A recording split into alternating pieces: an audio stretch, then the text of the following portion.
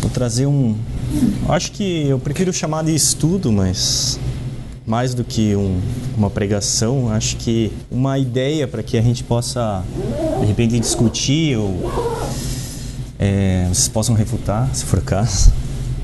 Mas eu queria discorrer um pouco sobre o derramar do amor de Deus. Mas antes de qualquer coisa, como eu estava falando, sermão assim não é muito a minha praia, né? Porque eu vejo assim que o sermão muitas das vezes é um discurso assim bem direto, né? De convencimento, algo que a pessoa tem como uma verdade que ela tem e ela quer passar isso para as outras pessoas, né? Não que isso seja errado, muitas vezes é bem-vindo essa técnica, né? O próprio Jesus usou isso, né, no clássico Sermão do Monte. Claro que eu não tenho nem uma mínima assim, pretensão de me igualar, né, ou pelo menos parecer com ele, né?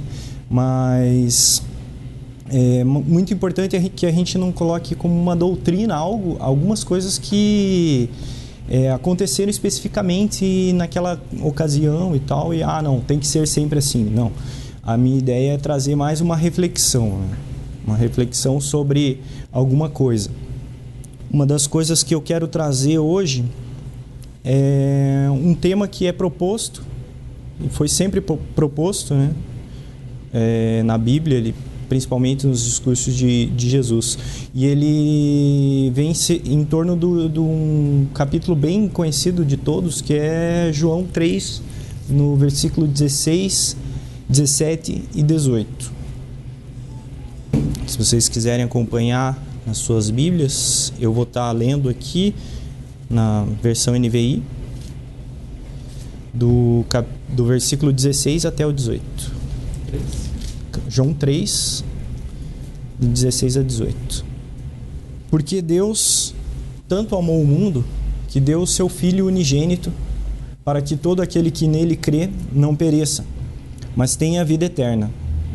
Pois Deus enviou o seu Filho ao mundo, não para condenar o mundo, mas para que este fosse salvo por meio dele. Quem nele crê não é condenado, mas quem não crê já está condenado, por não crer no nome do Filho unigênito de Deus. Este é o julgamento. A luz veio ao mundo, mas os homens amaram as trevas e não a luz, porque as suas obras eram más. Quem pratica o mal odeia a luz e não se aproxima da luz, temendo que as suas obras sejam manifestas. Mas quem pratica a verdade vem para a luz, para que se veja claramente que as suas obras são realizadas por intermédio de Deus. Vamos, mais uma vez, falar com Deus. Pai, muito obrigado porque o Senhor nos trouxe aqui neste momento e o Senhor tem sempre nos trazido também a refletir um pouco mais sobre os Teus ensinamentos, sobre a Tua graça, sobre o Teu amor. Que neste momento possamos, mais uma vez, receber um pouco mais da Tua graça, um pouco mais desse Teu amor, para que possamos também, na medida do possível, na medida do que nós, na nossa frágil essência, no nosso ser pecaminoso, também possa transmitir esse amor aos outros, Pai. Fala conosco agora, em nome de Jesus. Amém. Charles Spurgeon, né, um pregador aí do século XIX, ele dizia que ele gostaria de parecer como uma pessoa que ele ouviu dizer que, independentemente de qual tenha sido o texto que ele pregasse, ele nunca deixava de pregar Deus como amor e a Jesus Cristo como a expiação pelo pecado. E eu acredito muito que nessa ideia, e isso tem que ser a ambição da igreja, né? No caso a igreja, nós, a igreja de Cristo, independente da situação que a gente se encontre. E quando eu digo situação, eu falo das situações cotidianas mesmo, jogo de futebol, eu lá com meus amigos, jogando sinuca, seja lá o que for, né? Enfim, é assim que a gente tem que ter nos nossos corações como meta, derramar o amor de Deus às outras pessoas. E esse derramar do amor de Deus é a mensagem central. É a mensagem central de todo o Evangelho, né? Porque Deus derramou o amor dele por nós, né? E a gente entendendo isso, então a gente também demonstra ou derrama um pouco desse amor para as outras pessoas. E aqui cabe uma pergunta, né?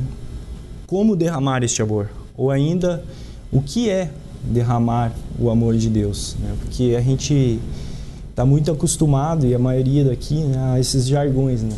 O derramar do amor, a unção, a profecia, não sei o quê, e muitas vezes a gente entra nesse automático, né, dos nossos jargões e não consegue perceber claramente o que é isso na nossa vida, no nosso dia a dia, né? E isso é um ponto crucial na igreja, né? Muito complexo, né? E tem uma variedade muito grande, né? E assim, eu não acredito que exista uma única resposta para essa pergunta, né, de como derramar o amor de Deus.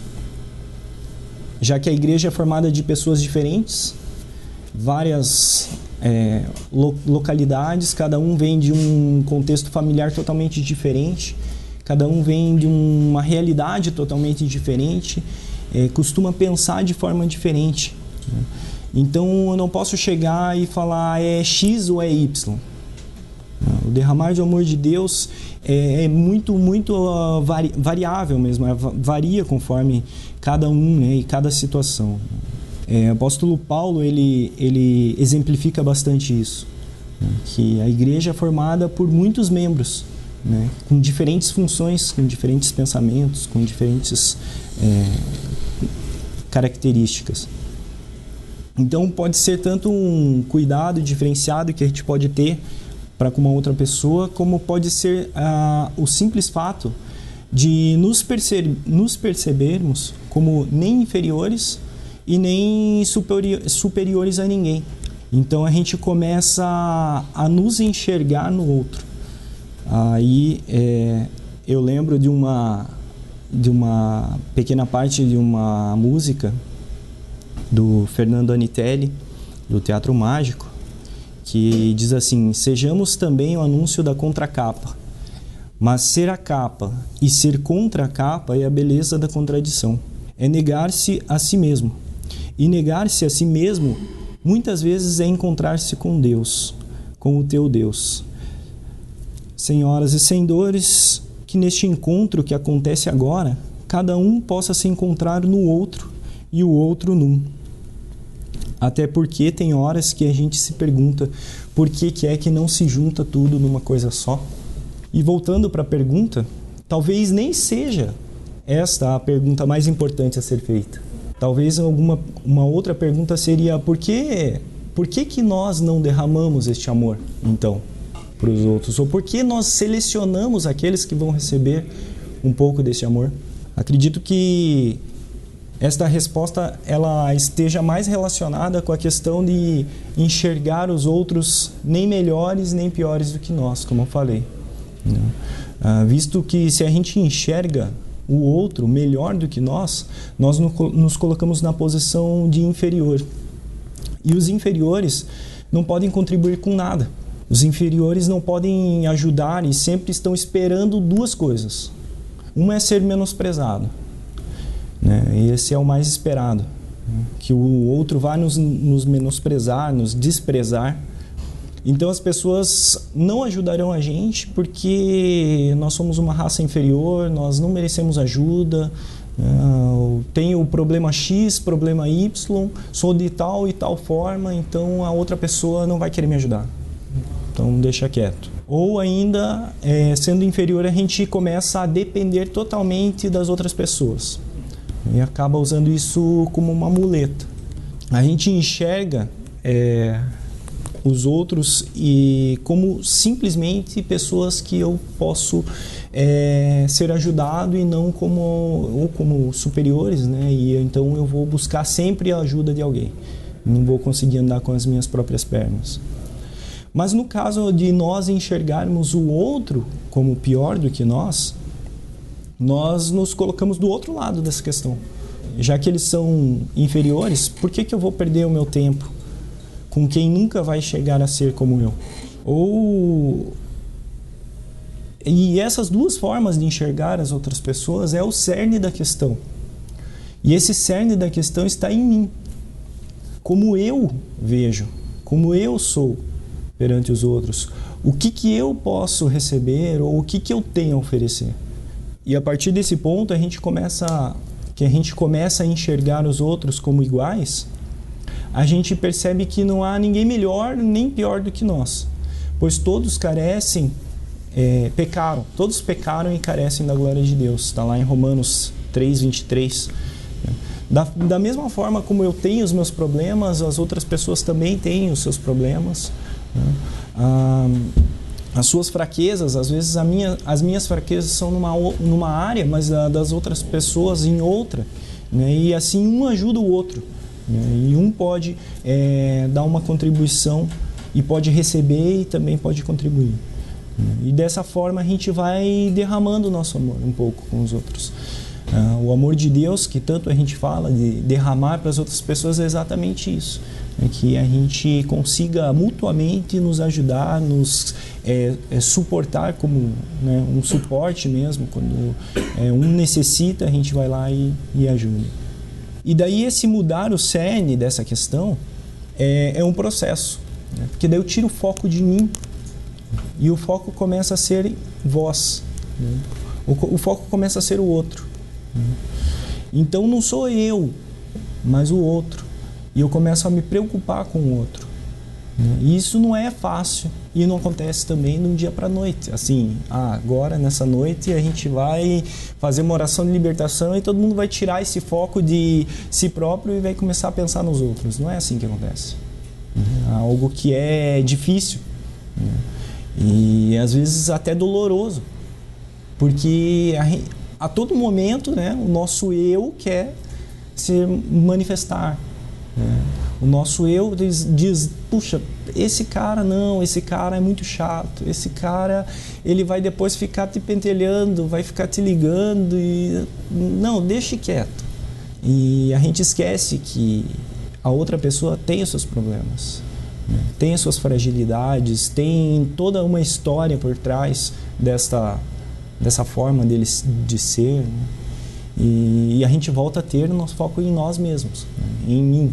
E acho que esse é o grande desafio nosso e da humanidade, né? Depois que Jesus veio aqui, ele mostra isso.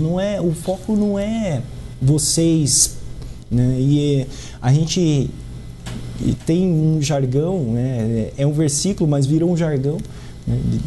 Que nós somos, talvez vocês não sei quem conhece, mas fala assim, nós somos povo escolhido, né? Nação santa, sacerdócio. Então a gente fica nessa de que nós somos diferentes, né? E Deus veio para me salvar. E Jesus veio para me salvar. Deus mandou o homem,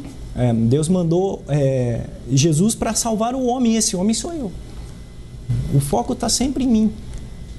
E dessa forma a igreja, como um todo, começa a se fechar num gueto, onde só entra pessoas que são santas, onde só entra pessoas que são escolhidas, né, por Deus, são santificadas. Então, para que eu seja aceito, eu tenho que passar por um processo de santificação, e que muitas vezes, como eu disse, é demorado e longo, e ele tem que ser instantâneo, porque senão as pessoas não vão me aceitar. Então esse é um desafio muito grande para nós e para toda a Igreja de Cristo, é perceber que ninguém é melhor do que ninguém, ninguém é pior do que ninguém. Todos carecem da glória de Deus. Se todos carecem da glória de Deus, a gente começa a nos perceber como iguais.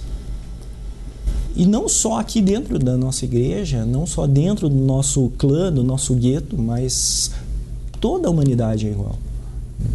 Todas as pessoas que a gente cruza na rua, desde aquele chefe chato pra caramba, como aquelas pessoas que estão passando necessidade na rua, nós somos todos iguais. Todos com histórias de vida diferentes. Todos com histórias de vida difíceis. Não existe nenhuma história de vida que é fácil, alegre, 100% do tempo. Todo mundo passa por momentos difíceis e acredito que na vida das pessoas os momentos difíceis vão ser sempre mais do que 50%, né? Porque a vida é assim. Então, se você começar a querer viver uma fantasia como a gente vive lá no Facebook, né, de pessoas sempre felizes, de pessoas sempre perfeitas, a gente vai estar fechando o nosso gueto. A gente não vai mais estar caminhando nesse processo de tirar esse cerne dessa pergunta de mim para os outros. Então, é isso que eu queria que nós refletíssemos hoje. Que a nossa oração, ela deve ser para que essa caminhada, que é difícil e longa, e mesmo assim a gente não desista. Porque a gente vai dar, muitas vezes, 2 passos para frente e 1 para trás. Ou 3 passos para frente e 2 para trás. Mas que a gente nunca pare de caminhar e nunca pare de olhar para nós mesmos com uma visão crítica assim e, puxa, eu tenho que tirar esse foco de mim. E tenho que passar, e esse foco tem que passar a ser o outro. Então que a gente nunca perca, né, essa visão, esse foco de mudar de mim para os outros, né? E que essa caminhada e que essa transformação ela é longa, mas que a gente perceba que ela não vai retroceder. Pode ser que em alguns momentos, como eu disse, a gente dê uns passinhos para trás, mas ela não vai parar e ela não vai virar ao contrário e a gente vai voltar para trás.